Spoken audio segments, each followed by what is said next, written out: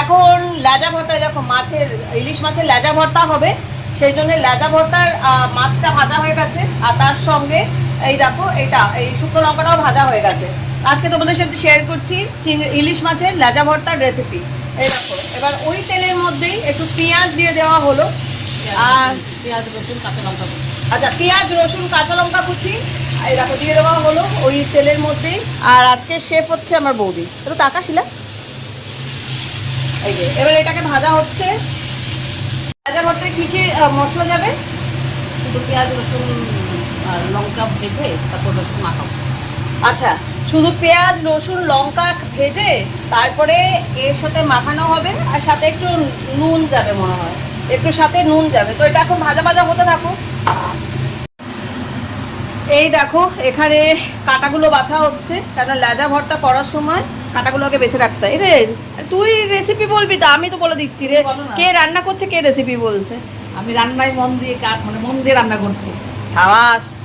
আচ্ছা, লেজা ভর্তা করার সময় যাতে কাটাগুলো না মুখে চলে যায়, সেই জন্য ইলিশ মাছের কাটাটা আগে বেছে নিতে হবে। এই দেখো বেছে নিচ্ছে ইলিশ মাছের কাটা, এখান থেকে সুন্দর করে এই যে সব কাটাগুলো এখানে বেছে রাখা হচ্ছে। ওইদিকে কাটা বাছা চলছে, আর এখানে পেঁয়াজ, কিন্তু পেঁয়াজ রসুন লঙ্কা সমস্ত কিছু কিন্তু তোমার ভাজা ভাজা হয়ে যাচ্ছে। এই দাঁড়াও, বেশি কাছে নিয়ে গেলেই ধোঁয়া উড়ে যাচ্ছে। এটাকে খুব ভালো করে ভাজা ভাজা করতে হবে, তাই তো শেফ? আমি জাস্ট একটু সহকারী, ওকে একটু হেল্প করছি, ও কাটা বাচ্ছে এই যে, সেই জন্য আমি জাস্ট একটু এটা নাড়িয়ে চাড়িয়ে দিচ্ছি।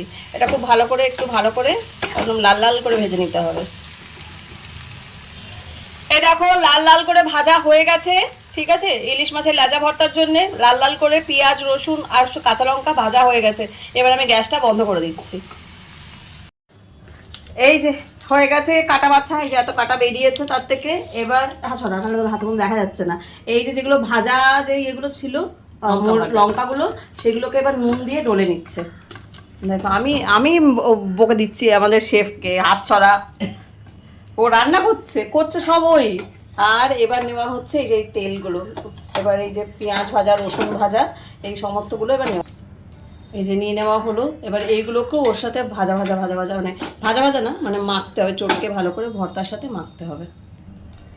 তেলটা দিয়ে দেওয়া হলো, এই যে তেলটা দিয়ে দেওয়া হলো এর মধ্যে। এবার এই দেখো বহুত গরম। হ্যাঁ, এক্ষুনি তো নামানো হলো না, তেল গরম মাছ গরম সবই গরম। খেতে টাইম লাগে না, ঝপঝপ করে খাওয়া হয়ে যায়, কিন্তু বানাতে জীবন শেষ। এবার এটাকে ভালো করে চটকে পটকে এর সাথে মাখতে হবে। এই যে রেডি হয়ে গেছে আমাদের ভর্তা, ইলিশ মাছের লেজা ভর্তা। আর শেফ শিলা মুখার্জি, উফ পাগলা খাবি কি হয়ে গেছে।